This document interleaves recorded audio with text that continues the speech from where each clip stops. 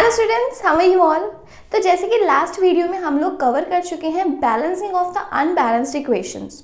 तो एक वीडियो में तो मैंने आपको बताया algebraic method which is also known as ABCD method, और दूसरे वीडियो में मैंने आपको NCERT एक्सरसाइज का पेज नंबर 6 से जो क्वेश्चन नंबर 2 है, जिसमें आपको वर्ड इक्वेशंस गिवन है और आपको उसे बैलेंस्ड केमिकल इक्वेशन में कन्वर्ट करना है, वो क्वेश्चन करवाते हुए मैंने आपको हिट एंड ट्रायल मेथड करवाया। सो बेसिकली हम लोग बैलेंसिंग के दो मेथड सीख चुके हैं, एक है algebraic method which is also known as the ABCD method and the other one is the hit and trial method. तो आज हमारे वीडियो में आगे बढ़ते हुए हम लोग स्टार्ट करने वाले हैं टाइप्स ऑफ केमिकल रिएक्शन। आज हम लोग क्या स्टार्ट करेंगे? Types of chemical reactions. So basically आपको बेटा यहाँ पे याद रखना है कि हमारे पास 5 टाइप्स के यहाँ पे केमिकल रिएक्शंस हैं। कौन कौन से? Number 1 combination reaction, number 2 decomposition reaction, and then we have displacement reaction. Next is double displacement reaction,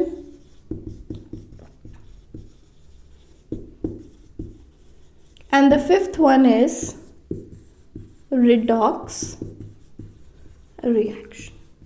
so basically आपको ये याद रखना है, आपके क्लास 10th के सिलेबस में 5 तरह के केमिकल रिएक्शंस है: combination reaction, decomposition reaction, displacement reaction, double displacement reaction and the redox reaction.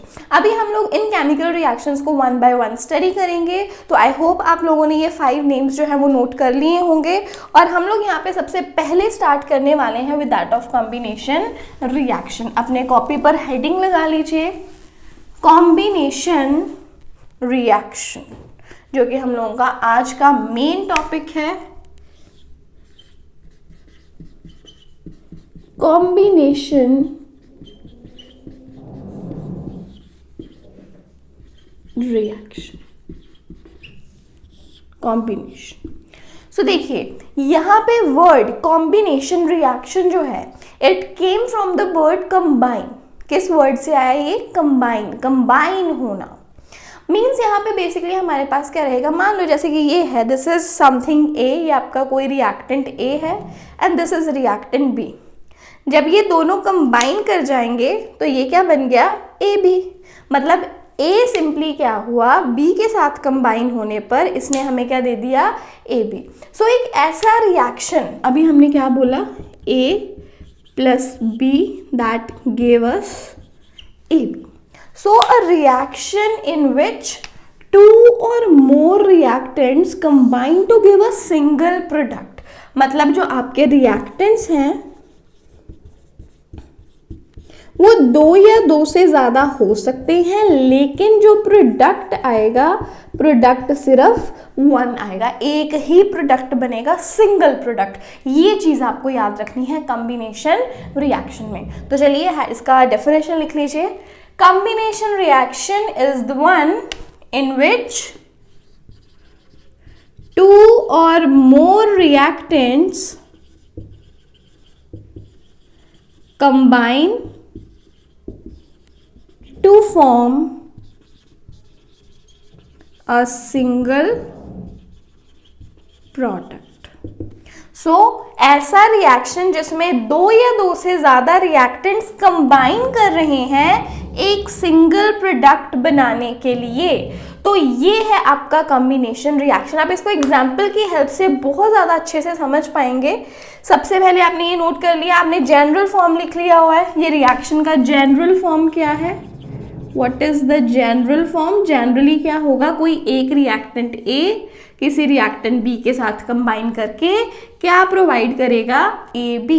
अब यहाँ पे एक इंपॉर्टेंट बात क्या ये आपको याद रखनी है कि ये जो कॉम्बिनेशन रिएक्शन है, इस रिएक्शन में एनर्जी रिलीज होती है। Means combination reactions are exothermic in nature.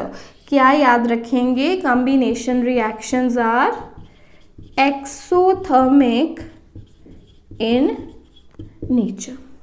Now the thing is what is an exothermic reaction. भी मैंने आपको बोला ना कि कॉम्बिनेशन रिएक्शन में एनर्जी रिलीज हो रही है, इसलिए ये एक्सोथर्मिक है।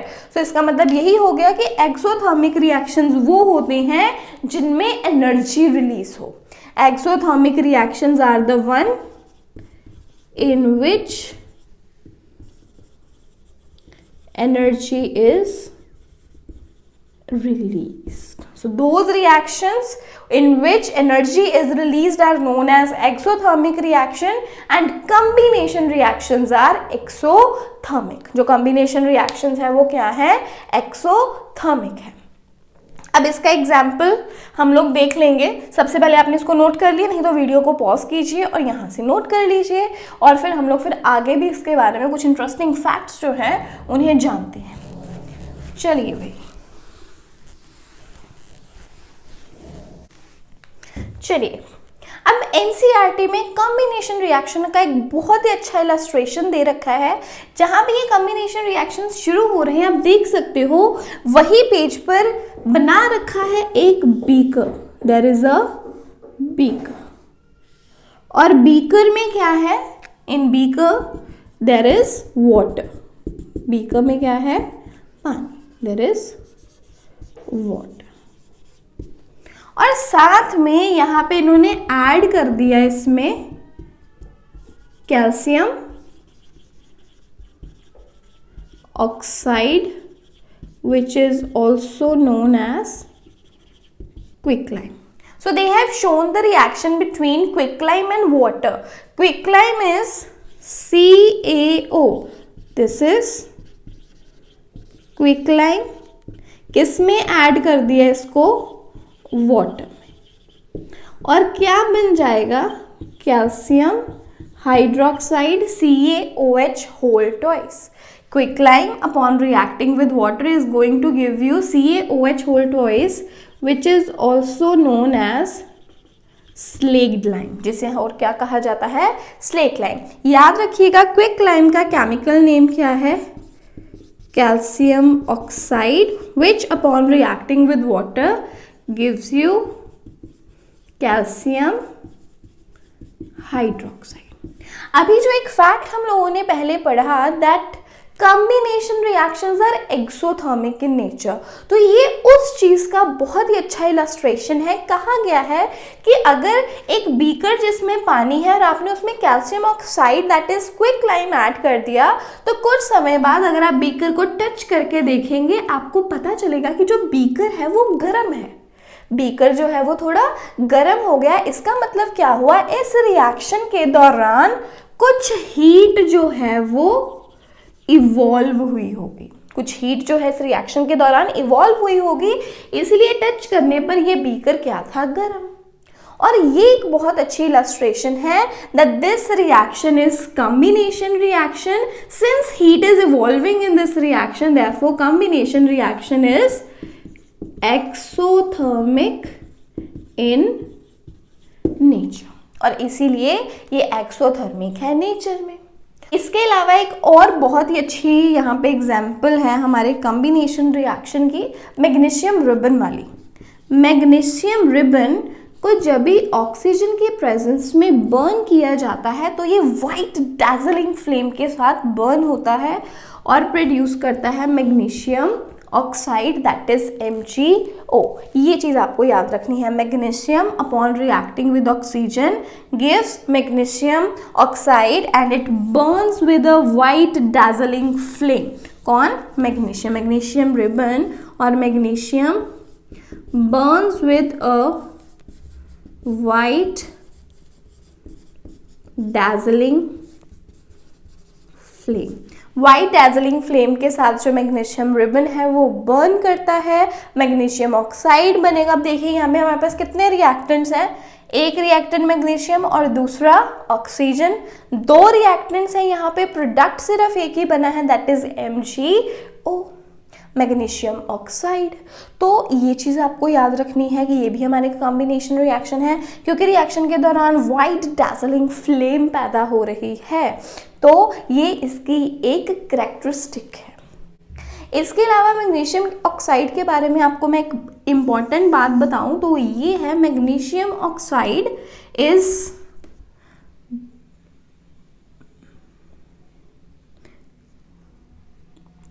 also acts like a protective layer. Magnesium oxide जो है वो एक प्रोटेक्टिव लेयर की तरह वर्क करता है. सो बेसिकली रहता क्या है, जैसे कि ये हमारे पास मैग्नीशियम रिबन है, मान लो ये हमारा मैग्नीशियम रिबन है. अब ये जो मैग्नीशियम रिबन है जब नॉर्मल कंडीशंस में भी ऑक्सीजन के कांटेक्ट में आता है तो मैग्नीशियम ऑक्साइड का लेयर जो है इस मैग्नीशियम रिबन के सराउंडिंग में बन जाता है. नॉर्मल कंडीशंस की बात कर रही हूँ. ऐसे मैग्नीशियम है, मैग्नीशियम एक रिएक्टिव मेटल है, तो इसलिए जैसे ही ये ऑक्सीजन के कांटेक्ट में आता है, ऑक्सीजन के कांटेक्ट में आने पर ये मैग्नीशियम के सराउंडिंग में मैग्नीशियम ऑक्साइड का एक लेयर बन जाता है. अभी हम लोगों ने क्या पढ़ा, दैट ये जो मैग्नीशियम ऑक्साइड है ये एक प्रोटेक्टिव लेयर है. प्रोटेक्टिव लेयर होने का मतलब ये नॉन रिएक्टिव है. प्रोटेक्टिव लेयर का मतलब क्या है कि ये जो लेयर है ये नॉन रिएक्टिव है, ये आसानी से रिएक्ट नहीं करता. अब ये एक नॉन प्रोटेक्टिव मतलब कि एक नॉन रिएक्टिव लेयर जो है इस मैग्नीशियम के सराउंडिंग में बन गया. ये हमारा मैग्नीशियम है जो कि रिएक्टिव है. रिएक्टिव होने के कारण ये ऑक्सीजन के साथ रिएक्ट किया और इसका ये ऊपरला सरफेस किस में कन्वर्ट हो गया, मैग्नीशियम ऑक्साइड में. मैग्नीशियम ऑक्साइड का लेयर बन गया. अब ये जो मैग्नीशियम ऑक्साइड है it is quite non reactive in nature. Non reactive है, ये प्रोटेक्टिव लेयर है. अब ये प्रोटेक्टिव लेयर किसके सराउंडिंग में इकट्ठी हो गई, मैग्नीशियम के. अब जब ये एक नॉन रिएक्टिव एक प्रोटेक्टिव लेयर जो बन गई है, इसका मतलब ये लेयर जो है ये मैग्नीशियम को फर्दर रिएक्ट करने नहीं देगी. और अगर हम लोगों ने मैग्नीशियम का रिएक्शन करवाना है फर्दर तो इस लेयर को तो सबसे पहले रिमूव करना होगा. जब हम इस प्रोटेक्टिव लेयर को रिमूव कर देंगे ओनली देन ये जो मैग्नीशियम है ये रिएक्ट कर पाएगा फर्दर किसी भी रिएक्शन में. और यहीं से आपके एनसीईआरटी का पहला इन टेक्स्ट क्वेश्चन बना है that why magnesium ribbon should be clean before burning in the air. कि जो मैग्नीशियम रिबन है उसे बर्न करने से पहले क्लीन क्यों करना पड़ता है. क्लीन इसलिए करना पड़ता है सैंड पेपर के साथ क्योंकि इसके सराउंडिंग में ये जो मैग्नीशियम ऑक्साइड का लेयर बना हुआ था हमें इस लेयर को रिमूव करवाना है. रिमूव करवाएंगे इस प्रोटेक्टिव लेयर को तभी तो मैग्नीशियम रिएक्ट कर पाएगा, वरना ये रिएक्ट नहीं कर पाएगा. तो ये है यहाँ पे हमारा कॉम्बिनेशन रिएक्शन मैग्नीशियम का ऑक्सीजन के साथ, क्योंकि ये मैग्नीशियम ऑक्साइड बनाएगा. ठीक है, मैग्नीशियम ऑक्साइड क्या है, एक प्रोटेक्टिव लेयर जो कि मैग्नीशियम को फर्दर रिएक्ट करने नहीं देगी. जब हम उस लेयर को रिमूव कर देते हैं उसके बाद जब बर्न करेंगे तभी हमारे पास क्या आएगा, एक वाइट डैज़लिंग फ्लेम. ये चीज़ अच्छी है, आपको याद करनी है और आप इसे नोट कर लीजिए. देन इसके बाद एक बहुत ही इंटरेस्टिंग फैक्ट जो है आपको मैं बताऊंगी. Yes, done with noting. तो चलिए देखो, हमने बड़े ही एक अच्छे इलस्ट्रेशन में ये बता दिया दैट जो कॉम्बिनेशन रिएक्शन है exothermic in nature. But the thing is why is it exothermic. Combination exothermic है पर क्यों एक्सोथर्मिक है, what is the reason behind of combination reaction being an exothermic reaction. क्यों हुआ ये एक्सोथर्मिक. अब देखो, कॉम्बिनेशन रिएक्शन का जनरल फॉर्म मैंने आपको क्या बताया, कुछ ए है, बी के साथ रिएक्ट किया और ए और बी में आपस में बन गया एक बॉन्ड. ए और बी में क्या बन गया, बॉन्ड. अब आपको ये चीज याद रखनी है कि जब भी नई बॉन्ड्स बनती हैं, whenever new bonds are formed, energy is released. जो एनर्जी है वो रिलीज होगी ही होगी. याद रखिए इस चीज को, कोई नई बॉन्ड बनेगी तो एनर्जी रिलीज होगी. अब कॉम्बिनेशन रिएक्शन में हो क्या रहा है, कॉम्बिनेशन रिएक्शन में नई बॉन्ड्स ही तो बन रही है ना, ए का बी के साथ नया बॉन्ड बन गया, पहले ए और बी तो आपस में अटैच नहीं थे, रिएक्शन के दौरान ए बी के साथ अटैच हो गया, एक नई बॉन्ड बन गई, इसका मतलब एनर्जी रिलीज होगी। अब अगर आपको एग्जाम में क्वेश्चन आ जाए that why combination reactions are exothermic in nature, तो इसमें आप यही बताएंगे that in combination reaction new bonds are formed. In combination reaction, new bonds are formed, and whenever new bonds are formed, energy is released. Since energy is being released as a result of formation of new bonds during the combination reaction, therefore it is exothermic in nature. समझ पाए हो इस point को? ठीक है, दोबारा से देख लो एक बार, कॉम्बिनेशन रिएक्शन एक्सोथर्मिक क्यों है? क्योंकि कॉम्बिनेशन रिएक्शन के दौरान क्या बन रही हैं? New bonds. कॉम्बिनेशन रिएक्शन के दौरान क्या बन रही हैं? New bonds. और जब भी न्यू बॉन्ड्स बनेंगी एनर्जी रिलीज होगी। क्योंकि कॉम्बिनेशन रिएक्शन में नई बॉन्ड्स बन रही हैं इसलिए एनर्जी रिलीज हो रही है। सो इसी कारण से कॉम्बिनेशन रिएक्शन क्या हो गया? Exothermic in nature. तो ये है बड़ा ही आसान सा सिंपल सा कॉम्बिनेशन रिएक्शन। आई होप आप लोगों को ये समझ में आ गया होगा। तो आज कॉम्बिनेशन रिएक्शन रिवाइज कीजिए, इसके वेरियस एग्जांपल्स जो हैं उन्हें ट्राई कीजिए, और सभी बच्चों ने एक एक एग्जांपल मुझे यहाँ पे कमेंट बॉक्स में ज़रूर बताना है।